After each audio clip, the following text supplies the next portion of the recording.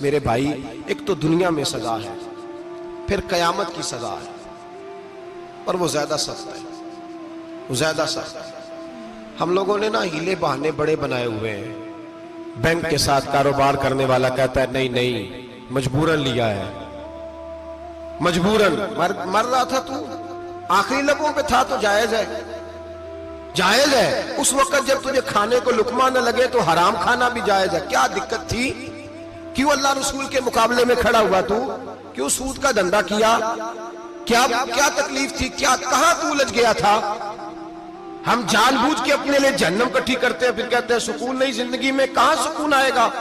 کیسے آئے گا؟ ہم نے خود آگ لگائی ہے چمن میں اپنے۔ جو قیامت کی سزا ہے، میرے نبی پاک علیہ السلام نے فرمایا رب تمہیں سامنے کھڑا کرے گا۔ اور کس طرح کھڑا کرے گا؟ فرمایا لوگوں کے وجود سے کپڑے اتر جائیں گے، زمین اس طرح دہکے گی جس طرح تانبا زمین پہ رکھا جائے اور آگ جلائی جائے، اور پھر ننگے پاؤں رب تمہیں کھڑا کرے گا۔ آج سورج کی پشت تمہاری جانب ہے، قیامت میں منہ تمہاری جانب ہوگا۔ نیزہ آپ نے دیکھا ہوگا، نیزہ ہوتا تھا، فرمایا یہ جو تم نیزے دیکھتے ہو صرف 1.25 نیزے کے برابر سورج قریب آ جائے گا، اور پھر اللہ تمہیں سامنے کھڑا کر کے تم سے سوال جواب کرے گا۔ اور حضور نے کہہ دیا ہے تو اب کسی نعت خواں کے کہنے سے بات بدل سکتی، کسی پیر کے کہنے سے جملہ بدل سکتا، کسی خطیب کے کہنے سے فکر نہ کرنا وہ سامنے جنت پڑی ہے، اب بات بدل سکتی؟ خدا کی رحمت پر بھروسہ رکھنا ضروری ہے، نبی پاک کی شفاعت کی امید رکھنا، بولیے۔ لیکن جو حضور نے بیان کیا ہے اس کو ماننا بھی یہ بھی ضروری ہے۔ میرے نبی پاک نے فرمایا اللہ تم سے حساب لے گا اور اللہ پوچھے گا، تم نے جواب دینا ہے۔ حضور کس کس شے کا؟ فرمایا جو پہنتے ہو اس کا جواب نہیں دینا، جو کھاتے ہو اس کا جواب نہیں دینا، جو اللہ کے راستے میں دیتے ہو اس کا جواب، باقی ہر شے کا جواب دینا ہے۔ ادھر جو پلاٹ ہے اس کا بھی جواب دینا ہے، وہ جو بچوں کو پیسے بتائے ہیں ان کا بھی جواب دینا ہے، جو چھپائے ہیں ان کا بھی۔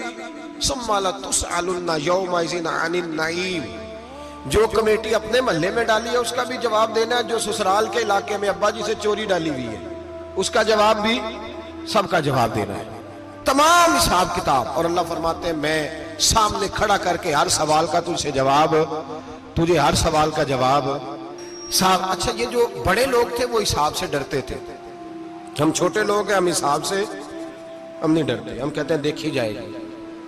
بڑے لوگ جو تھے وہ حساب سے، حضرت ابو بکر صدیق دعا کرایا کرتے تھے، دعا کرو اللہ مجھ سے حساب نہ پوچھے۔ حضرت عمر فاروق رضی اللہ تعالیٰ عنہ اپنے بیٹے سے کہتے تھے بیٹا اپنے باپ کے لیے رحمت کی دعا کرنا، میں درگزر والا ہوں، میں حساب والا کوئی نہیں۔ بڑے لوگ ڈرتے تھے، بڑے لوگ۔ حضرت عثمان غنی قبر پہ کھڑے ہوتے تھے تو داڑھی آنسوؤں سے بھیگ جاتی تھی۔ غلام کہتے ہیں حضور 3 دفعہ نبی پاک نے آپ کو جنت کی بشارت دی ہے، 3 دفعہ بشارت دی ہے، تو آپ کیوں اتنا روتے ہیں؟ عثمان غنی فرماتے جس رسول نے مجھے جنتی کہا ہے اسی محبوب نے مجھے فرمایا تھا عثمان قبر آخرت کی منزلوں میں سے پہلی منزل ہے۔ اور آپ فرماتے میرے تو کمرے میں دیا گل ہو جائے تو مجھے ڈر لگتا ہے، اس میں تو مکمل اندھیرا ہے۔ آپ فرماتے کھڑکیاں بند ہو تو دم گھٹنے لگتا ہے، اس کو تو دروازہ ہی کوئی نہیں، روشن دان تک نہیں۔ بھائی جو بڑے تھے وہ ڈر رہے تھے۔ مولا علی شیر خدا نماز کا وضو کر کے کانپتے تھے، کانپتے۔ علی آپ مرحب کے سامنے نہیں کانپے، خیبر کا دروازہ اکھاڑتے نہیں کانپے، بدر احد خندق حنین اور خیبر میں نہیں کانپے، تو یہاں آپ فرمانے لگے مالک کے سامنے جاتے ہوئے ڈر آتا ہے۔ بڑے لوگ کانپتے تھے، بڑے لوگ۔ آج ایک فکر لے کر کے جانا، ایک سوچ، جہاں روز رات کو بیٹے کی ٹینشن، بیٹی کی ٹینشن، بھائی کی ٹینشن، پوتے کی ٹینشن ہوتی ہے نا، ایک ٹینشن اور اپنے آج ایک ٹینشن بڑھا لو، قبر کی ٹینشن پیدا کر لو، قیامت کی تھوڑی سی فکر کر لو، تھوڑی سی، ایک لمحے کے لیے صحیح تھوڑا خیال پیدا کرے۔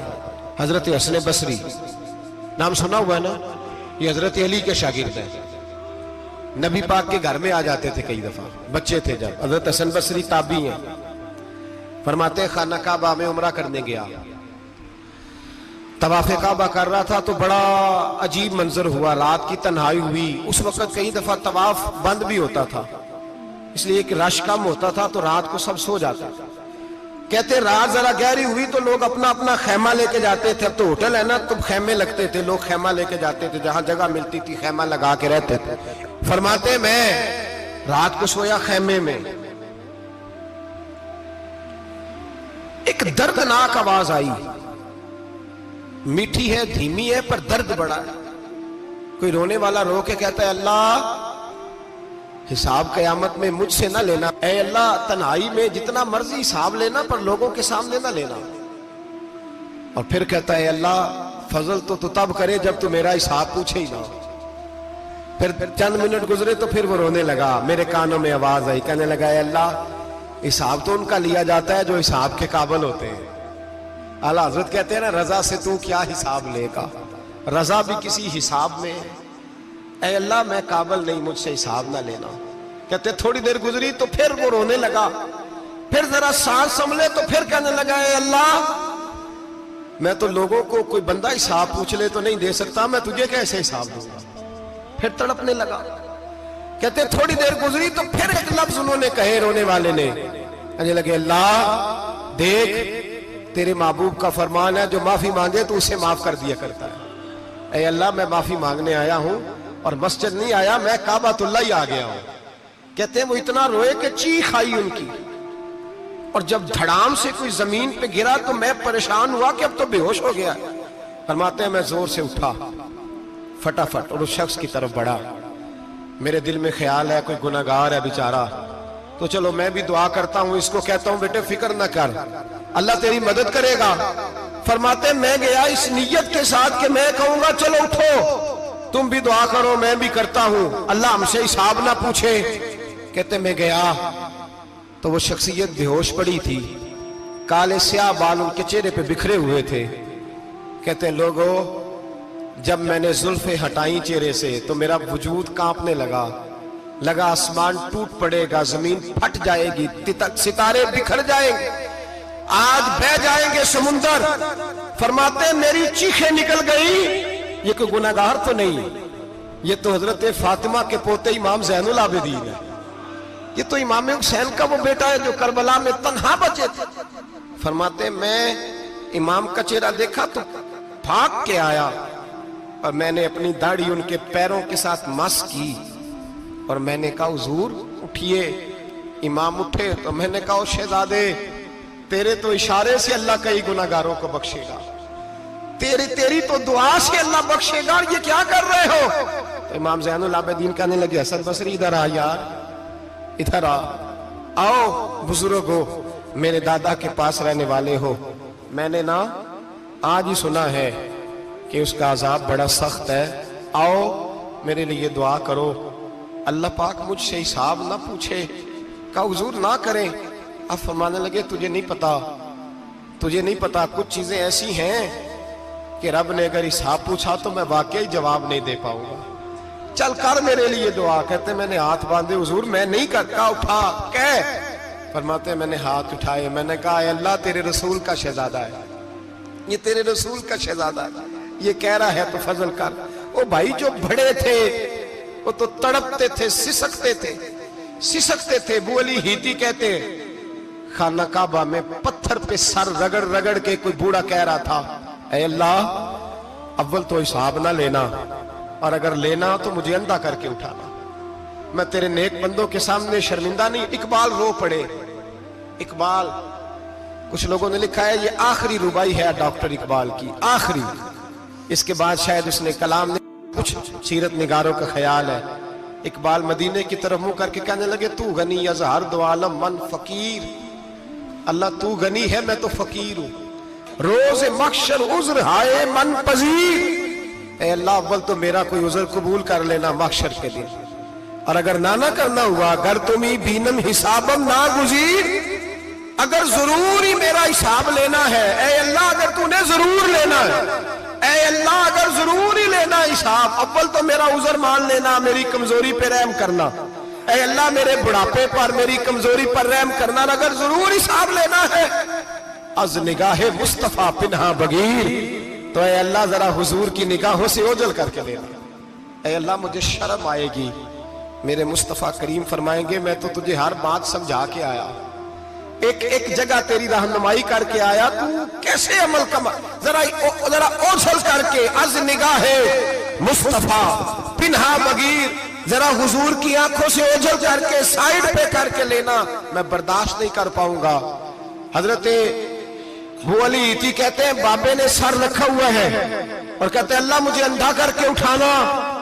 फरमाते मैं गया, मैंने कहा चलो मैं दुआ करता हूं जाके। फरमाते जब मैंने जाके बुजुर्गों की कमर पे हाथ रखा, उनका चेहरा देखा तो ये कोई गुनाहगार तो नहीं, ये तो बगदाद के पीर अब्दुल कादिर जिलानी है। हजरत ख्वाजा मोइनुद्दीन अजमेरी रहमतुल्लाह अलैह ख्वाजा कुतुबुद्दीन बख्तियार काकी को तन्हाई में बुला के कहने लगे मोइनुद्दीन सैयदजादा है, मोइनुद्दीन हुजूर के खानदान में पैदा हुआ है, मोइनुद्दीन से इसके पीर को बड़ी उम्मीदें थीं, मोइनुद्दीन को रसूल पाक ने हिंदुस्तान भेजा था, पर कुतुबुद्दीन यार मोइनुद्दीन तबलीग का हक नहीं अदा कर सका। हजरत ख्वाजा कुतुबुद्दीन कहने लगे हुजूर 90 लाख तो मुसलमान कर दिए, और क्या हक था? फरमाया नहीं, जब तू तहज्जुद की नमाज पढ़े ना बेटा अपने लिए दुआ मांगना तो खुदा से कहना मौला मेरे पीर की कोताहियां माफ कर।